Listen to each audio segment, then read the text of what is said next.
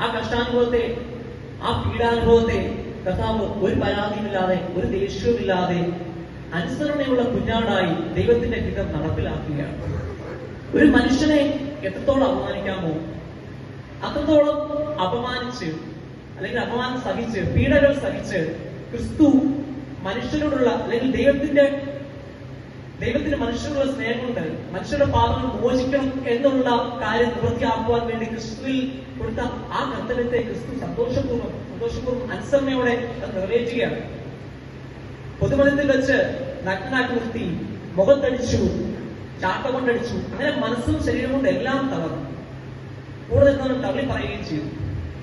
എല്ലാ അവസരങ്ങളും ഉണ്ടായി. ഒടുവിൽ നിലവിളിക്കുന്ന അവസരത്തിൽ കാൽവറിയിൽ നിന്നുകൊണ്ട് ഏലി ഏലി ലമ്മാ ശബ്ദാൻ, എന്റെ ദൈവമേ നീ എന്നെ കൈവിട്ടത് എന്തിനെന്ന് നിലവിളിച്ച് പോവുകയാണ്.